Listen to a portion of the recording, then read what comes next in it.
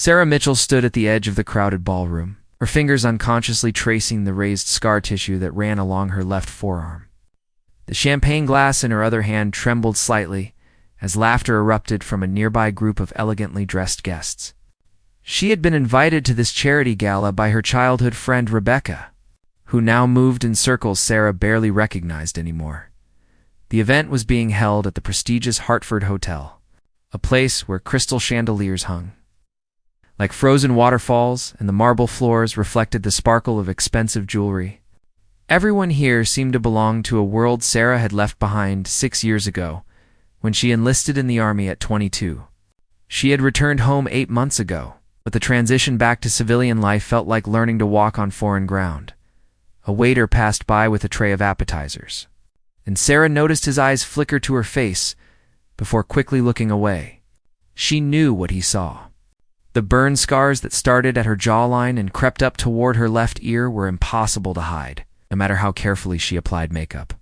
Her hair was styled to cover as much as possible, but there was only so much concealment available to her. Rebecca appeared at her elbow, radiant in a flowing emerald dress that probably cost more than Sarah's monthly rent. She had always been beautiful, but now she possessed the polished perfection that came with wealth and privilege. Her smile was warm, though, genuinely happy to see her old friend. "I'm so glad you came," Rebecca said, linking her arm through Sarah's. "I know these things aren't really your scene, but it means a lot to me that you're here." Sarah managed to smile. Rebecca had been one of the few people from her past who stayed in touch during her deployment. The letters and care packages had meant everything during those dark months in the desert. She owed her friend this much, even if being here made her skin crawl with discomfort. "Thanks for inviting me," Sarah replied, taking a sip of her champagne. The bubbles tickled her throat. She realized it had been years since she'd had anything this expensive to drink.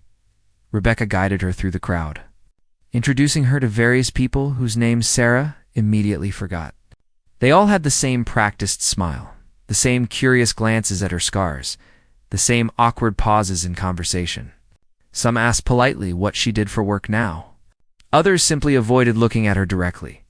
None asked about her service, which was probably for the best. Sarah had learned that most people didn't really want to know the truth about war. They reached a group of women standing near the auction display, where various luxury items were arranged for bidding. The women were all around Sarah's age, dressed in designer gowns and wearing jewelry that caught the light with every movement. Rebecca introduced her to the group, mentioning casually that Sarah was a veteran who had served overseas. How interesting," said a woman named Victoria, her tone suggesting it was anything but. She wore a diamond necklace that probably cost more than Sarah had earned in her entire military career. What was that like? Sarah opened her mouth to give her standard vague response. But before she could speak, another woman named Melissa leaned in with obvious curiosity. Her eyes were fixed on Sarah's scars with an intensity that made Sarah want to step back. "What happened to your face?" Melissa asked bluntly, her voice loud enough that several people nearby turned to look.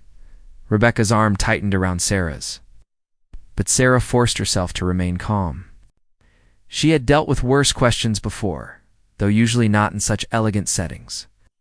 "I was injured in an explosion," Sarah said simply, keeping her voice steady. "IED attack on our convoy." The women exchanged glances, and Sarah saw something shift in their expressions. It wasn't sympathy or respect. It was discomfort mixed with something else she couldn't quite identify.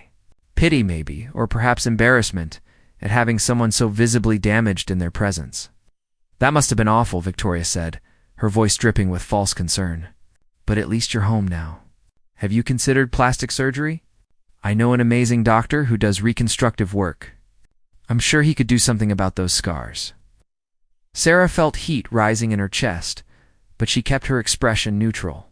She had heard similar suggestions before, always delivered with that same tone of helpful concern that barely masked the real message that she was difficult to look at and should do something to fix herself. "I've considered it," Sarah said carefully. "But these scars are part of my story now," Melissa laughed, a sharp sound that cut through the ambient noise of the party. "Your story? That's one way to look at it, I suppose. If I had scars like that, I'd want them gone as soon as possible." How do you even go out in public?"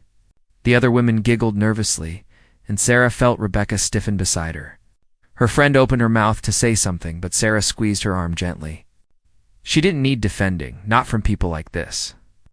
"I go out in public the same way anyone else does," Sarah said quietly. "I put on clothes, I walk out the door, and I live my life." "But don't people stare?" another woman asked, her eyes wide with what seemed like genuine curiosity mixed with horror. "I mean, it must be so uncomfortable for everyone involved." Sarah took a deep breath, reminding herself that these women had probably never experienced real hardship in their entire lives. They lived in a bubble of privilege where the biggest crisis was a bad hair day or a stock market dip. They couldn't comprehend what she had seen and done, the lives she had saved, the friends she had lost. "Sometimes they stare," Sarah admitted, "but I've learned that's their problem, not mine." Victoria exchanged a look with Melissa, and something unspoken passed between them. The mood in the group had shifted, becoming colder somehow. Sarah realized she had made a mistake by being so direct. In this world, people wanted you to be ashamed of your flaws, to apologize for making them uncomfortable with your presence. "Well, I think it's very brave of you to come to an event like this," Melissa said, her tone now openly condescending. "Not everyone would have the courage to show their face with injuries like that. You must be very thick-skinned." The irony of the comment wasn't lost on Sarah, who literally had thick scar tissue covering parts of her body. But she knew what Melissa really meant. She was calling Sarah socially tone-deaf for daring to appear in public without hiding her scars away. "I am thick-skinned," Sarah agreed, meeting Melissa's eyes directly.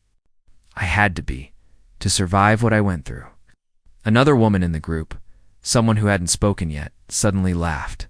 It was a nervous, uncomfortable sound, but it broke whatever tension had been building.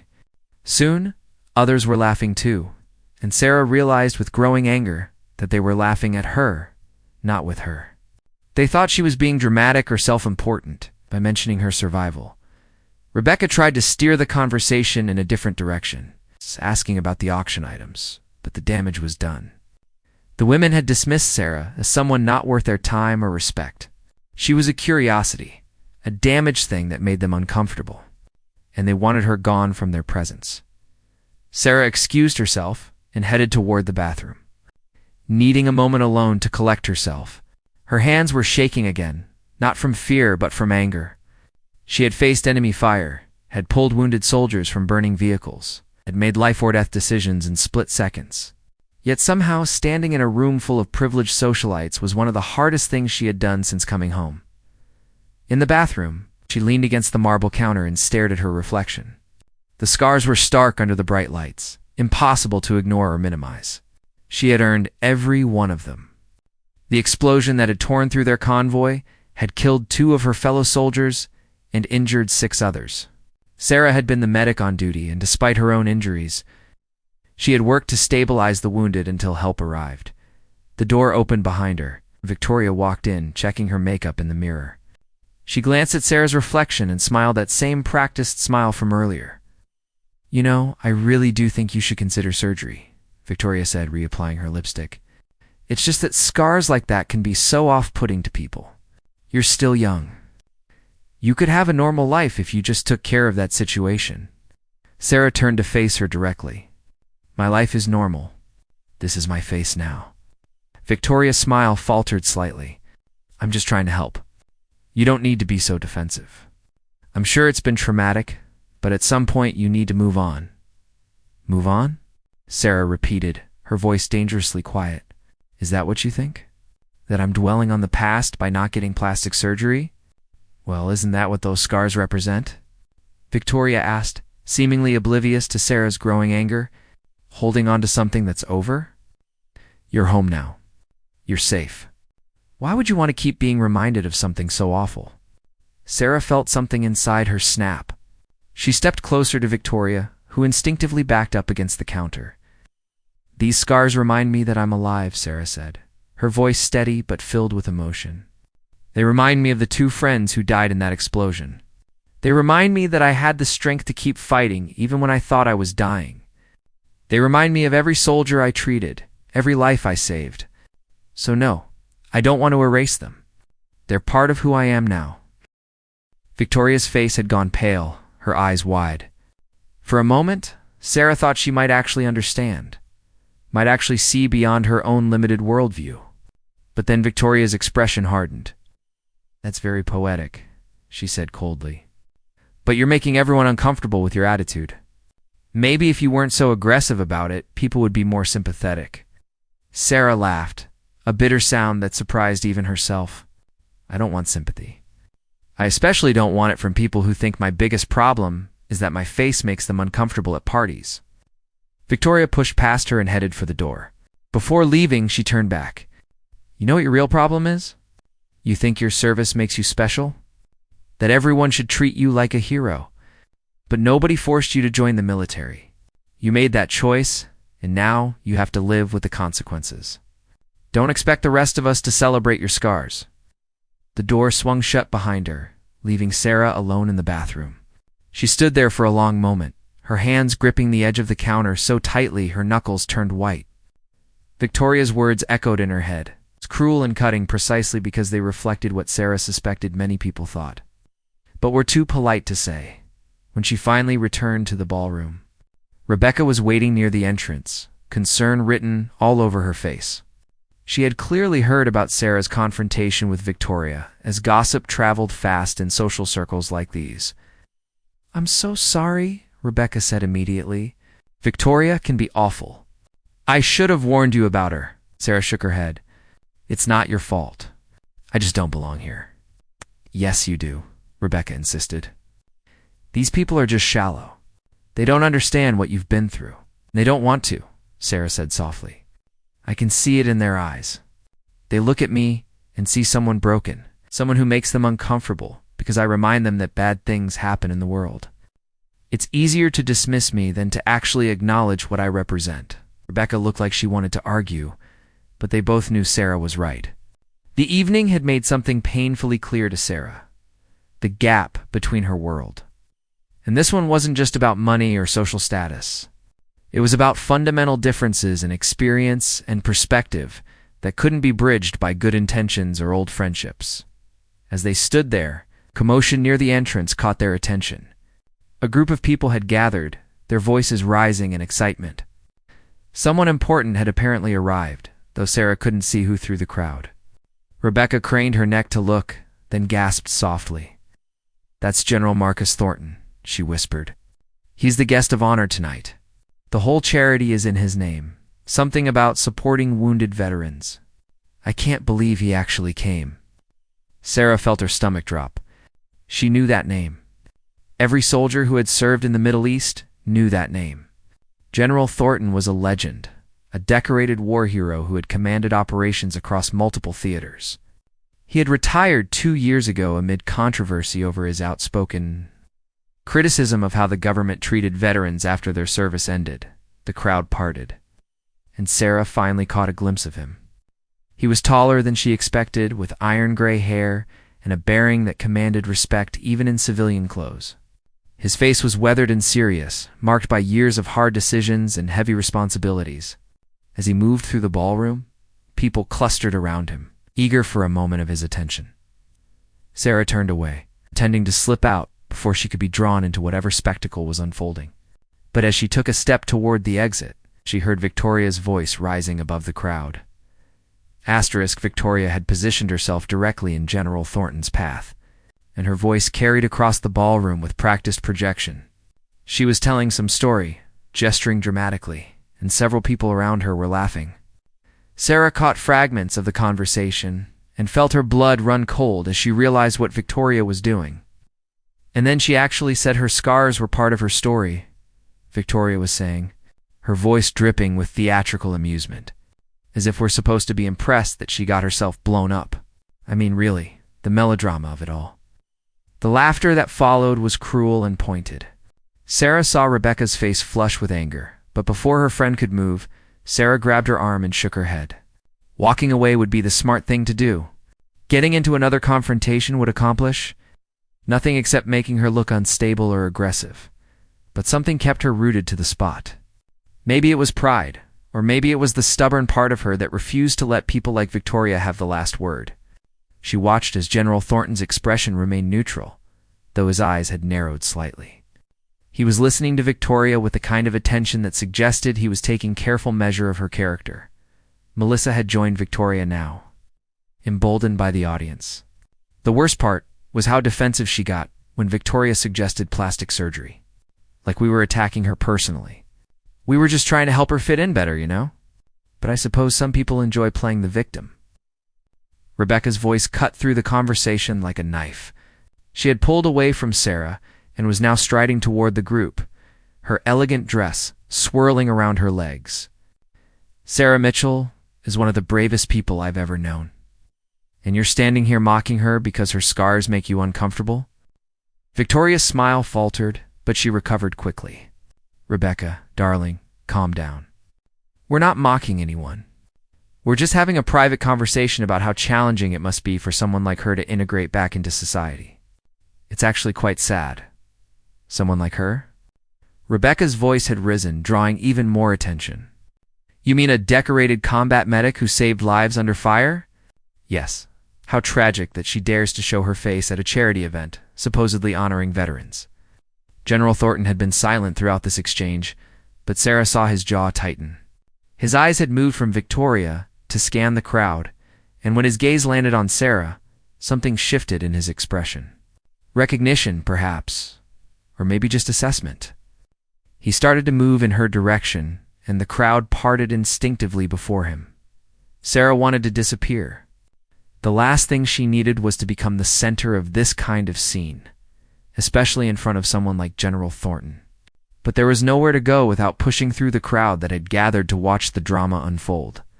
"Which one of you is Sarah Mitchell?" the general asked, his voice carrying the kind of authority that made everyone fall silent. Sarah raised her hand slightly, feeling like a child called on in class. "I am, sir." He approached her, and Sarah automatically straightened her posture, old habits from military service kicking in. Up close, she could see the lines around his eyes, the silver at his temples, the small scars on his hands that spoke of his own time in combat zones.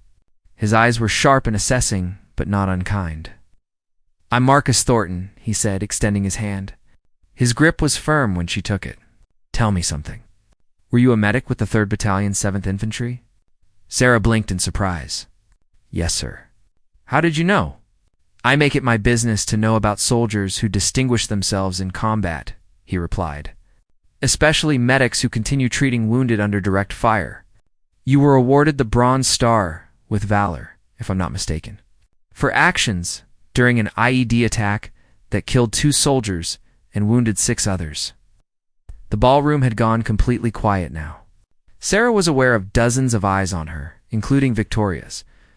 She saw shock on the other woman's face, followed quickly by embarrassment as she realized what she had been saying and to whom. "That's correct, sir," Sarah said softly, "though I was just doing my job." General Thornton's expression hardened. "Just doing your job?" "According to the after-action report I read, you sustained severe injuries in the initial blast, including burns and shrapnel wounds. Despite this, you immediately began treating casualties, while the convoy was still under sporadic fire. You stabilized for critically wounded soldiers, preventing them from bleeding out before evacuation arrived. 2 of those soldiers later told me personally that you saved their lives." Sarah felt her throat tighten. She hadn't known that anyone had followed up on what happened that day. The memories were still painful, still sharp, despite the time that had passed. She could still smell the burning fuel, still hear the screams of the wounded, still feel the desperate urgency of trying to save everyone, while her own blood soaked through her uniform. "I lost to that day," Sarah said quietly. "Private Chen and Sergeant Morrison. I couldn't save them. No one could have," General Thornton said firmly. "They died in the initial blast. But Marcus Taylor, James Rodriguez, Sarah Kim, and David Washington are alive today because of you. They're alive because you refused to quit, even when you were badly hurt yourself." He turned to address the crowd, his voice taking on a harder edge. "This woman represents the very best of what our military produces. Courage, dedication, selflessness, under the worst possible circumstances. and I just heard her being mocked for her scars, for the visible evidence of her sacrifice. Victoria had gone white, and Melissa was staring at the floor. Several other people in the crowd looked uncomfortable, though Sarah noticed that some seemed genuinely moved by the general's words. Rebecca was crying silently, her hand pressed to her mouth. "Do you know what these scars represent?" The general continued, gesturing toward Sarah. "They represent a moment when she put her own life at risk to save others. Every soldier who comes home with visible injuries carries a story of service and sacrifice. And they deserve our respect, not our pity or our judgment about their appearance." He turned back to Sarah, his expression softening slightly. "How are you adjusting to civilian life, Specialist Mitchell?" Sarah managed a weak smile. "It's been challenging, sir. I'm working as a paramedic now, which helps. The skills translate pretty well, but the social aspects are harder than I expected." "I imagine they are, especially if this is the kind of reception you typically receive," he said dryly, casting a pointed look at Victoria and her group. "Tell me, are you involved with any veteran support organizations?" "Not really, sir. I've been to a few VA meetings, but I mostly keep to myself." General Thornton frowned. "That's unfortunate. One of the biggest challenges veterans face is isolation. We come home from an environment where everyone understands the language, the experiences, the bond. And then we're dropped into a world where people see us as either heroes on a pedestal or damaged goods to be pitied. Neither view is accurate or helpful." Pulled a card from his pocket and handed it to her. "This is my personal number. I run a foundation that connects veterans with resources, job opportunities, and community support. I want you to call me. We need people like you involved, people who can speak authentically about their experiences and help others transition home." Sarah took the card, feeling overwhelmed. "Sir, I don't know what to say." "Say you'll call," he replied simply. "And say you won't let people like this make you feel ashamed of what you've been through." He turned to face the crowd again, and his voice became formal, almost cold. "I was invited here tonight to honor veterans and raise money for their support, but I have to be honest. I'm deeply disappointed by what I've witnessed. This event was supposed to celebrate service and sacrifice. Yet I just watched several people mock a genuine war hero because her injuries are visible." Victoria tried to speak, her voice shaking. "General Thornton, I apologize. I didn't know who she was or what she had done. If I had known about her medal, I would never have said those things." The general's eyes locked onto her, and his expression was ice cold. "That's exactly the problem. You think her service only matters because she received a medal? But every soldier who serves deserves respect, whether they're decorated or not. And the fact that you only feel sorry now that you know she's been officially recognized tells me everything I need to know about your character." The silence that followed was absolute. Sarah saw several people in the crowd nodding in agreement, while others looked distinctly uncomfortable. Rebecca had moved to stand beside Sarah, taking her hand and squeezing it tightly. Melissa stepped forward, her face flushed. "We were just having a private conversation. We didn't mean for it to become such a big thing." "Private conversation?" General Thornton's voice was sharp. "You were loudly discussing and ridiculing a veteran's injuries in a public space at an event supposedly honoring veterans. If you didn't want it to become a big thing, perhaps you should have kept your cruel observations to yourself." He paused, then continued in a quieter but no less intense voice. "Let me tell you all something about scars. Every scar tells a story. Some stories are about accidents or illness. But scars like Specialist Mitchell's tell stories of moments when someone chose to put themselves in harm's way for a purpose larger than themselves. Those scars are earned through service, through sacrifice. It's through a willingness to pay a price that most people can't even imagine." Sarah felt tears pricking at her eyes, but she blinked them back. She had spent months feeling ashamed of her appearance, feeling like she needed to apologize for making people uncomfortable.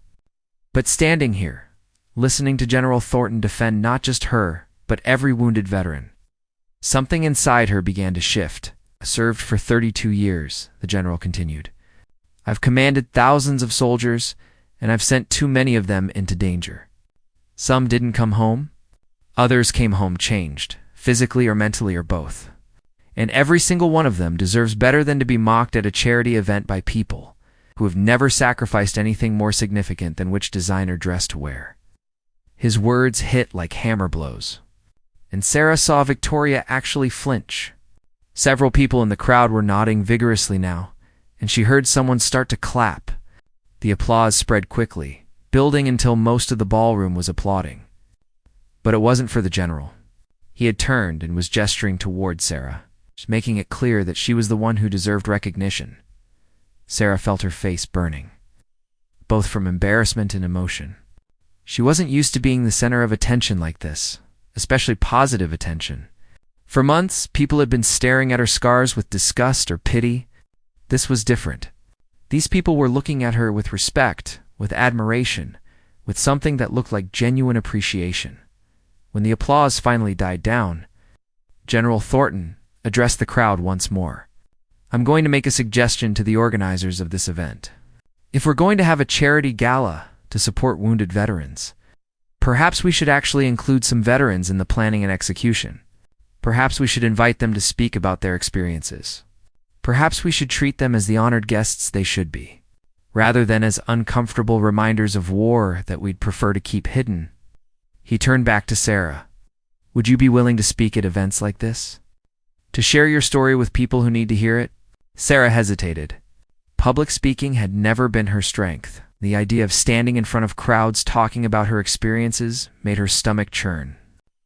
But she thought about all the other veterans who were struggling to find their place in civilian society, who were being judged and dismissed because of their visible or invisible wounds. "I'm not sure I'd be very good at it, sir," she admitted. "But if you think it would help, I'm willing to try." General Thornton smiled, the first genuine smile she had seen from him. "You'll be better at it than you think. Authenticity matters more than polish when it comes to these things. People need to hear real stories from real soldiers, not sanitized versions designed to make them comfortable." He pulled out his phone and made a quick call, speaking in low tones to someone on the other end. When he hung up, he nodded to Sarah. "I've just arranged for you to speak at a veterans advocacy event next month in Washington. It's a smaller gathering, mostly people who actually care about these issues. It'll be a good place to start." Sarah felt panic rising in her chest, but she forced it down. "Okay, thank you, sir." "Don't thank me yet," he said with a slight smile. "Public speaking is terrifying. But it's also important work." Rebecca squeezed Sarah's hand again, and when Sarah looked at her friend, she saw pride and happiness in her eyes. "You're going to be amazing," Rebecca whispered. Victoria and her group had retreated to a corner of the ballroom, clearly hoping to avoid further attention. But General Thornton wasn't finished with them yet. He walked over to where they stood, and Sarah followed at a distance, curious despite herself. "Ladies," he said, his voice formal and cold, "I want to make something very clear. The foundation I run relies on donations from people like you, but I would rather operate on a shoestring budget than accept money from individuals who hold veterans in contempt. So I'm going to give you a choice.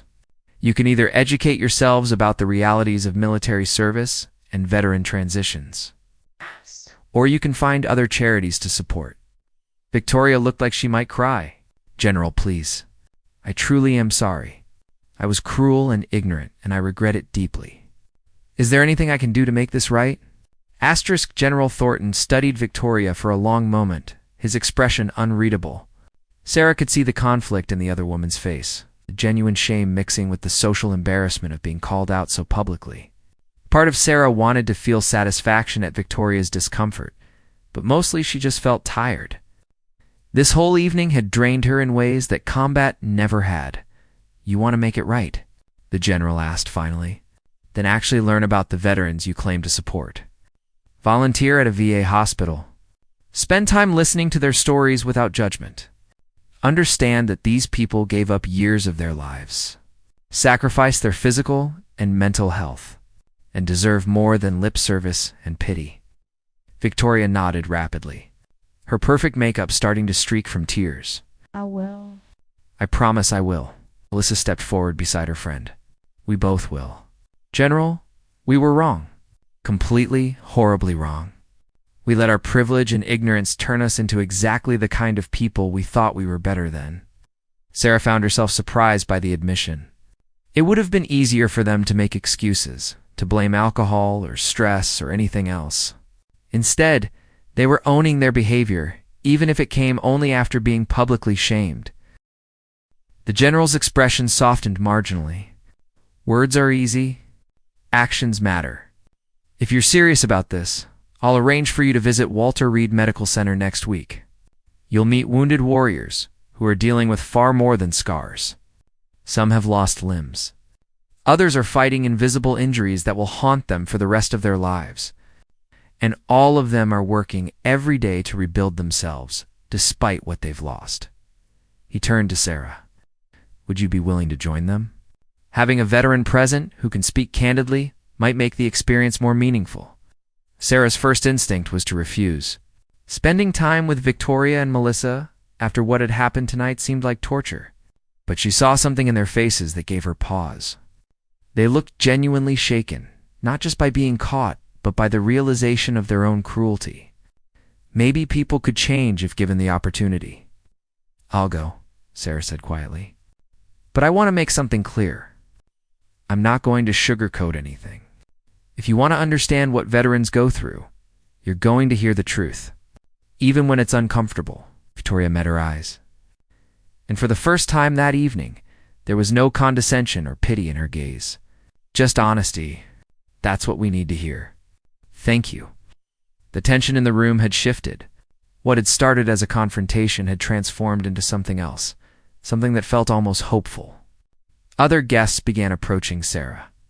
Some to apologize for their own thoughtless comments or stares, others to share their own connections to the military. A man whose son was currently deployed overseas asked Sarah about her experiences, his eyes bright with unshed tears. A woman whose brother had died in Afghanistan thanked her for her service with such genuine emotion that Sarah found herself embracing a complete stranger. Rebecca stayed close, providing support when Sarah needed a break from the constant attention.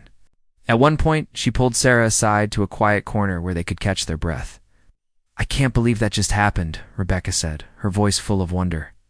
When Victoria started talking, I thought the whole night was ruined. But General Thornton just completely turned everything around. Sarah nodded, still processing it all. I've never had anyone defend me like that. Certainly not someone with his rank and reputation. It was overwhelming. You deserve it, Sarah. You've always deserved it. Rebecca's eyes were serious. I know tonight was hard, but maybe this is the beginning of something good? That speaking engagement he mentioned, the work with his foundation, all of it. Maybe this is your chance to find purpose again. Sarah wanted to believe that.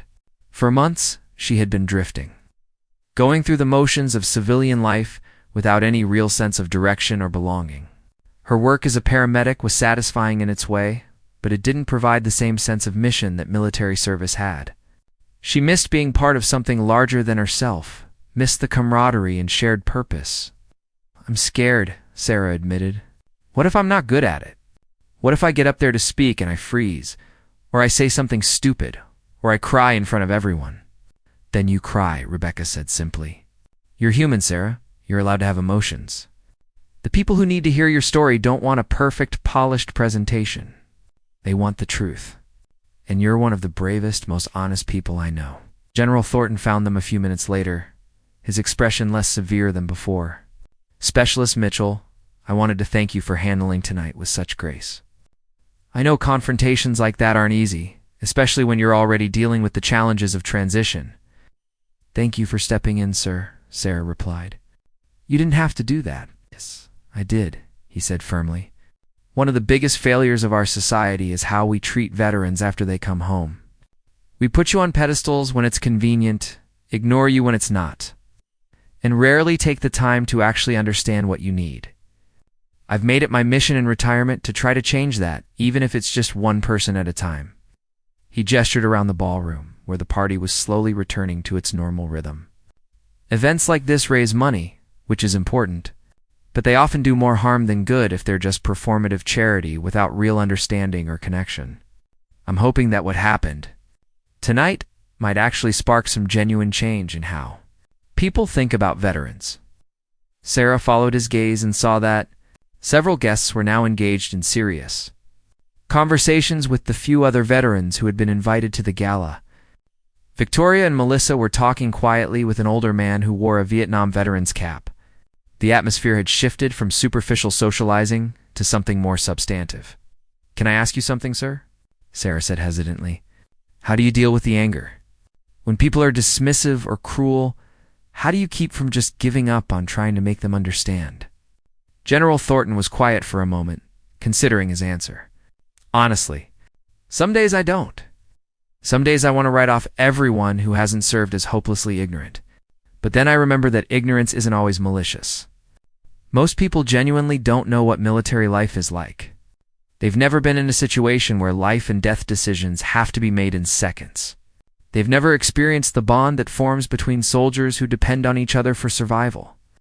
He paused, his eyes distant. "And I remind myself that education is possible. Change is possible. But it requires veterans like us to be willing to share our experiences even when it's painful or difficult.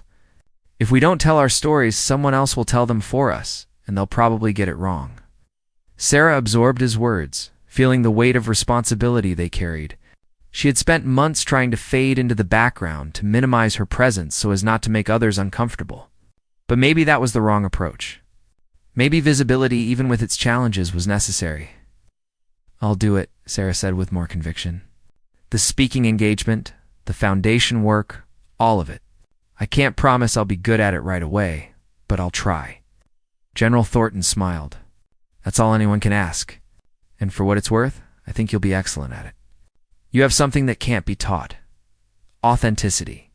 When you speak, people will know you're telling them the truth, even when that truth is uncomfortable." He handed her another card, this one with different contact information. "This is my assistant's number. She'll coordinate with you about the speaking engagement and get you connected with our foundation's resources. We have programs for job placement, mental health support, housing assistance, and community building. Whatever you need, we'll help you find it." Sarah took the card, feeling hope stirring in her chest for the first time in months. "Thank you, sir. This means more than I can express." "Thank me by paying it forward," he said. "Help other veterans who are struggling. Share what you learn. Build the community that you needed when you first came home." As the evening wore on, Sarah found herself actually enjoying the event. The earlier confrontation had cleared the air somehow, making space for more genuine interactions. She spoke with several people who asked intelligent, respectful questions about her service. She exchanged contact information with 2 other female veterans who were dealing with similar transition challenges. She even found herself laughing at a story one man told about his complete inability to adjust to his civilian job after 20 years in the Navy. When the time came to leave, Victoria approached Sarah one last time. Her earlier arrogance had completely disappeared, replaced by genuine humility. "Sarah, I know I've already apologized, but I need to say it again. What I said tonight was cruel and unforgivable.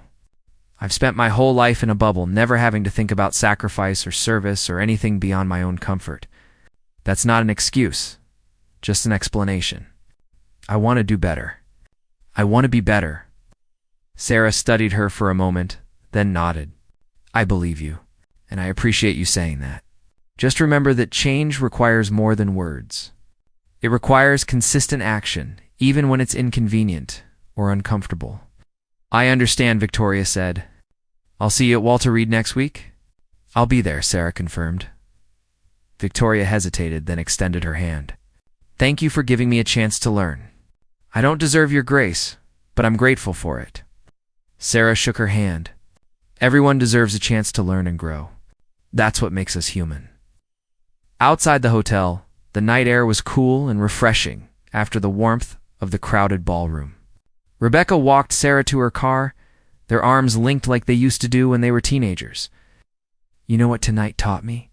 Rebecca said as they reached Sarah's old Honda. "That you're exactly where you're supposed to be. I've been worried about you for months, wondering if you'd ever find your footing again. But tonight showed me that you have a purpose, a calling even. You're going to help so many people, Sarah." Sarah hugged her friend tightly. "Thank you for inviting me. I almost didn't come, and then I almost left early. I'm glad I stayed." "Me too," Rebecca said. "Call me tomorrow?" I want to hear all about your plans for the speaking engagement." Sarah drove home through the quiet city streets, her mind replaying the events of the evening. The confrontation with Victoria and Melissa had been painful, but what followed had been transformative. For the first time since coming home, she felt like she had found a direction, a way to make sense of everything she'd experienced. When she got to her small apartment, Sarah went straight to her laptop and pulled up information about General Thornton's foundation. She read testimonials from veterans who had been helped, saw photos from events and programs, felt her excitement building as she imagined being part of something so meaningful. She also looked up information about public speaking, watching videos of veterans sharing their stories at various events. Some were polished and articulate, others were raw and emotional. All of them were powerful in their own way. Sarah realized that General Thornton was right. Authenticity mattered more than polish. Before going to bed, Sarah stood in front of her bathroom mirror and really looked at herself for the first time in months. She traced the scars on her face and arm, remembering the explosion, the chaos, the desperate fight to save her fellow soldiers. She remembered Private Chen's last words, Sergeant Morrison's final breath, the moment when she thought she might die too. But she also remembered the moment when help arrived, the relief of seeing the evacuation helicopter, the gratitude in the eyes of the soldiers she had saved. She remembered waking up in the hospital, learning that she would survive, making the choice to keep fighting even though recovery would be long and painful. These scars were part of her story. They represented pain and loss, yes, but also courage and survival and the unwavering commitment to save lives even at great personal cost. She didn't need to hide them or apologize for them. They were evidence of her strength, not her weakness. Sarah took out her phone and sent a text to the number on General Thornton's card. She introduced herself, expressed her gratitude for his support, and confirmed her willingness to participate in the speaking engagement and foundation work. The response came quickly, warm and encouraging, with details about next steps and an invitation to visit the foundation's headquarters. As she finally climbed into bed, Sarah felt something she hadn't experienced in a long time. Peace. Not the absence of pain or struggle, but a sense that her experiences had meaning, that her scars told a story worth sharing, that she had found a way to transform her trauma into something purposeful. The road ahead wouldn't be easy. Public speaking would terrify her. Sharing her story would require vulnerability. Working with other veterans would bring up painful memories. But for the first time since coming home, Sarah felt ready to face those challenges. She wasn't alone anymore. She had found her tribe, her mission, her way forward. The week following the gala passed in a blur of activity. Sarah met with General Thornton's assistant, former Army captain named Jennifer, who had lost her leg in combat and now managed the Foundation's daily operations. Jennifer showed Sarah around the Foundation's headquarters, introduced her to staff members who were mostly veterans themselves, and explained the various programs they ran. What struck Sarah most was how different this environment felt from the gala. Here, no one stared at her scars with discomfort or pity. Her visible injuries were simply part of the landscape, no more remarkable than someone's hair color or height. Several staff members had their own scars, prosthetics, or other visible reminders of their service. It was the first time since leaving the military that Sarah felt truly understood without having to explain herself. Jennifer pulled up Sarah's speaking engagement details on her computer. The event is 3 weeks away. You'll be speaking to about 200 people, mostly veterans advocates, nonprofit leaders, and some congressional staffers. Your talk should be about 15 minutes, followed by questions and answers. Sarah's stomach churned with anxiety. What should I talk about? Your story, Jennifer said simply. The good, the bad, the ugly. People need to hear what it's really like, not some sanitized version designed to make them comfortable. Talk about the explosion, your injuries, your recovery, your struggles with civilian transition, and talk about why veteran support matters, why we need better programs and understanding. Over the next week, Sarah worked on her speech with Jennifer's help. She wrote and rewrote, trying to find the right balance between honesty and coherence. Some nights she cried while writing, memories flooding back with painful intensity. Other times she felt angry at having to relive trauma for public consumption. But slowly, the speech took shape. The day of the Walter Reed visit arrived before Sarah felt ready for it. She met Victoria and Melissa at the entrance to the medical center, both women looking nervous and out of place in their casual clothes. General Thornton was there as well, along with a staff member from the hospital who would be their guide. "Thank you for coming," Victoria said to Sarah, her voice sincere. "I've been reading about veteran issues all week, and I'm starting to understand just how ignorant I was." Melissa nodded. "We both have.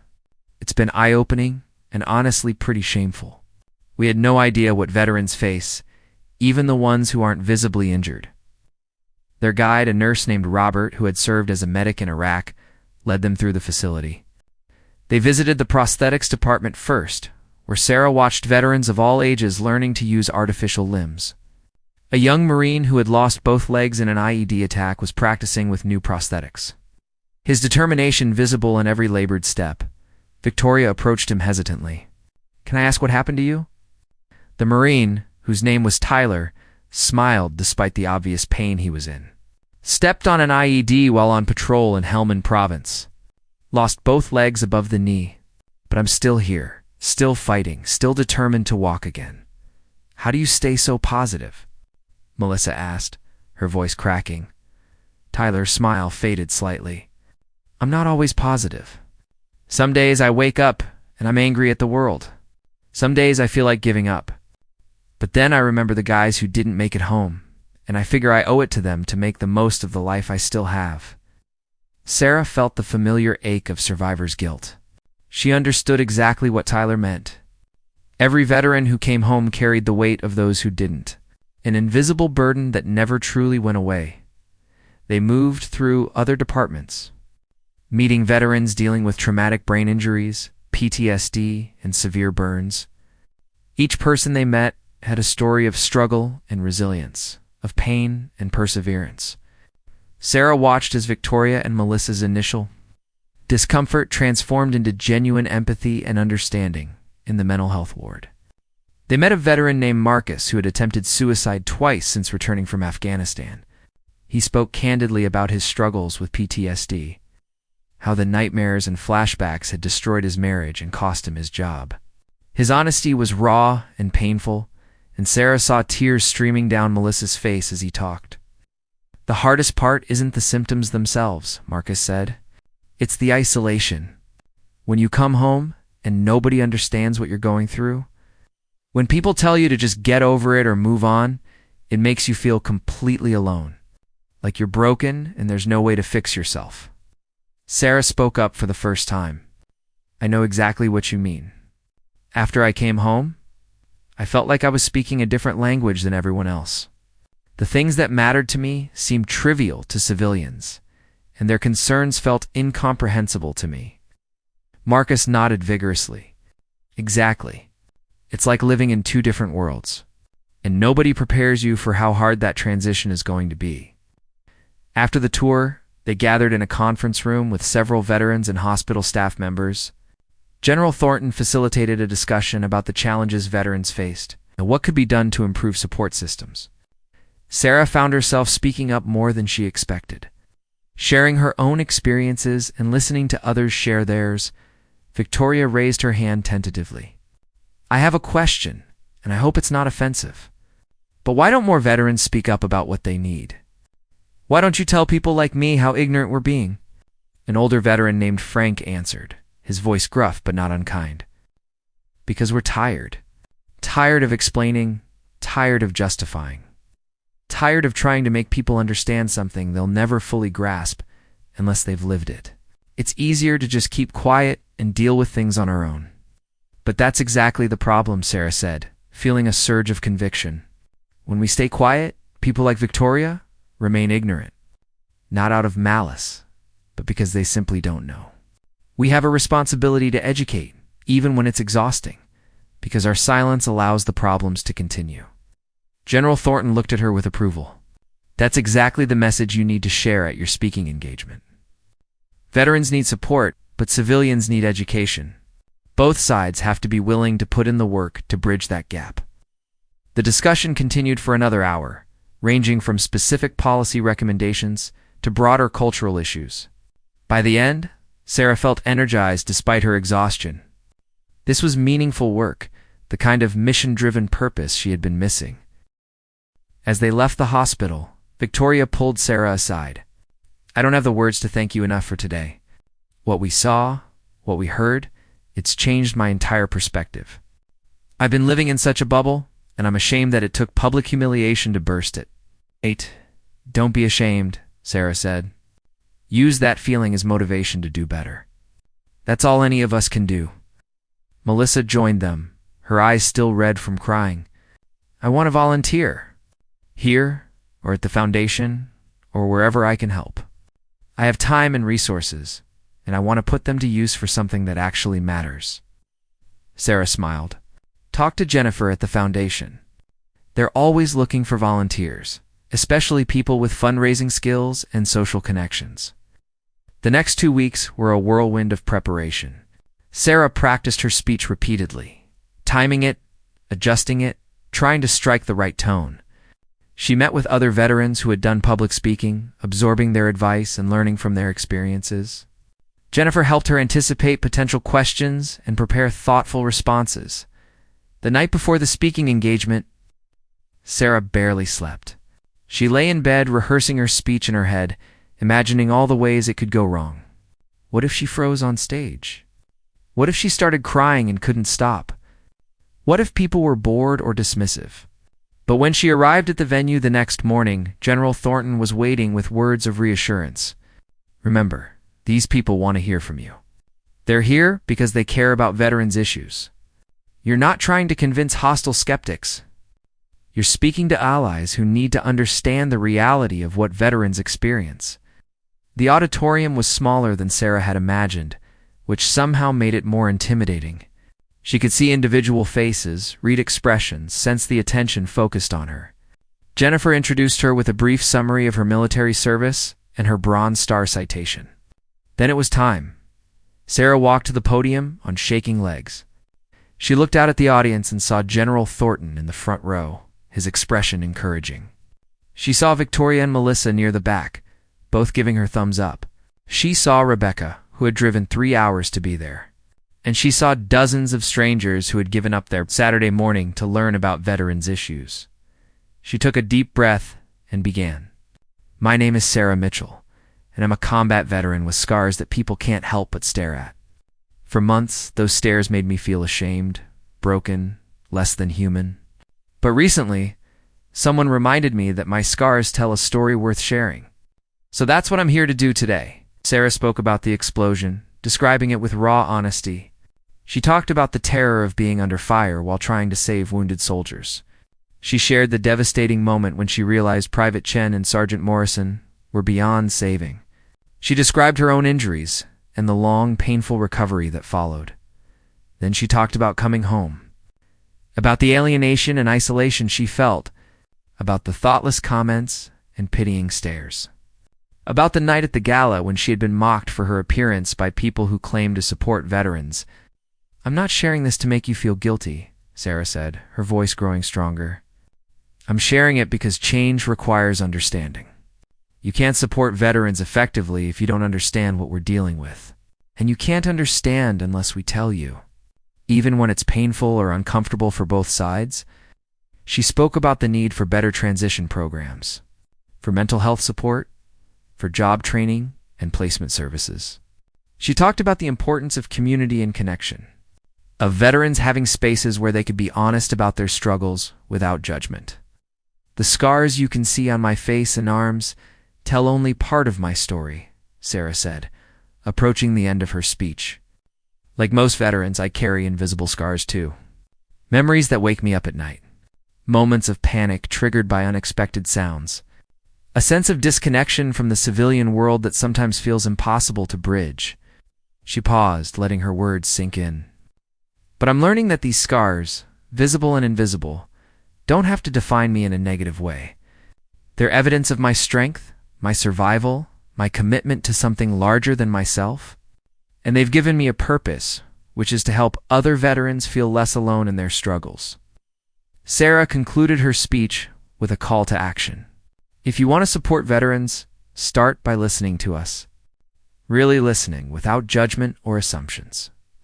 Advocate for better policies and programs. Volunteer your time and resources. But most importantly, remember that we're not broken people who need to be fixed. We're people who have been through difficult experiences and need support as we navigate our way forward. The applause was immediate and sustained. People stood, and Sarah felt tears streaming down her face as she looked out at the audience. She had done it. She had shared her story honestly and vulnerably. People had heard her. The question and answer session that followed was intense but rewarding. People asked about specific programs, about how civilians could better support veterans, about Sarah's own journey toward finding purpose again. She answered each question as honestly as she could, drawing on her experiences and the wisdom she had gained from other veterans. After the event, dozens of people approached Sarah to thank her, to share their own stories, to ask for advice. Victoria and Melissa embraced her, both crying and expressing how much her words had impacted them. Rebecca stayed close, providing support and running interference when Sarah needed a break from the constant interaction. General Thornton found her during a quiet moment. "That was exceptional, Specialist Mitchell. You spoke with exactly the kind of honesty and authenticity that people need to hear. I've already had 3 different organizations ask if you'd be willing to speak at their events." Sarah felt overwhelmed but also excited. "I think I would." This was terrifying, but also incredibly meaningful. "I feel like I've finally found a way to make sense of everything I went through." "That's the power of storytelling," the general said. "When we share our experiences, we transform personal pain into collective understanding." You're going to help a lot of people, Sarah. Both veterans who need to hear that they're not alone, and civilians who need to understand what veterans are dealing with. In the months that followed, Sarah's life changed dramatically.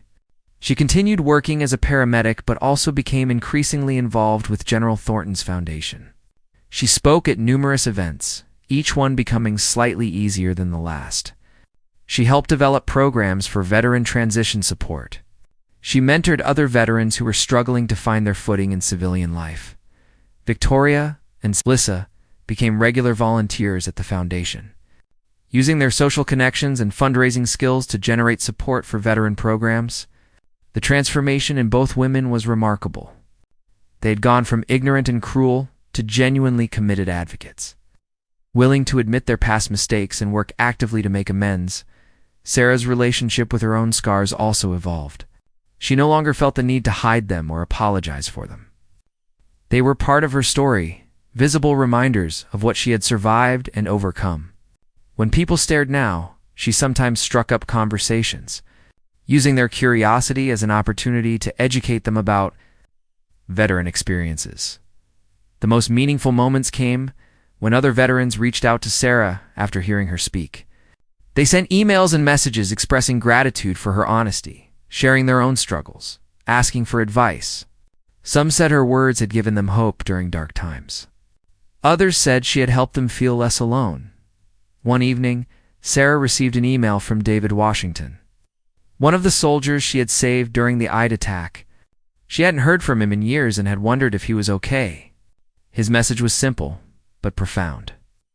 "Sarah, I just watched a video of you speaking at a veterans advocacy event. I wanted you to know that hearing your voice again brought back memories of that day, but also reminded me why I'm still here. You saved my life, and now you're helping save other veterans by giving them a voice. Thank you for your continued service. You're still making a difference." Sarah read the email 3 times, tears streaming down her face. This was why her work mattered.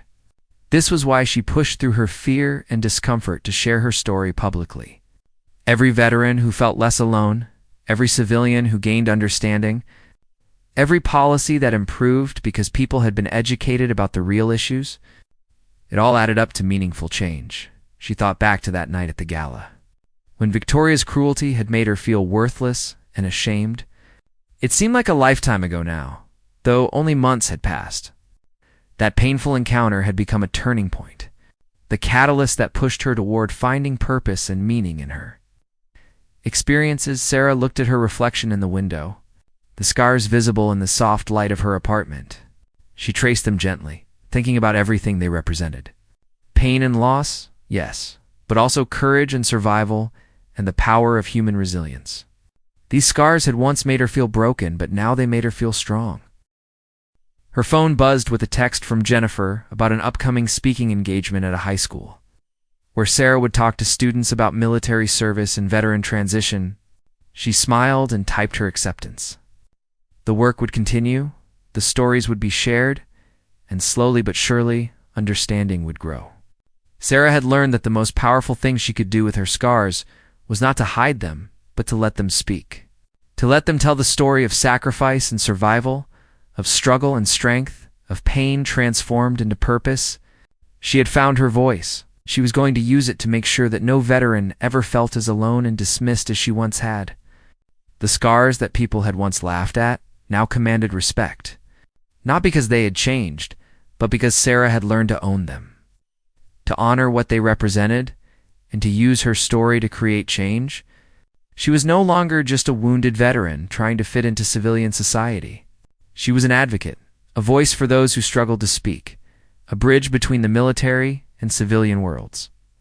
And every time she stood up to share her story, every time someone thanked her for her honesty, every time she saw understanding dawn in someone's eyes, Sarah knew that she had finally found the mission she had been searching for since coming home.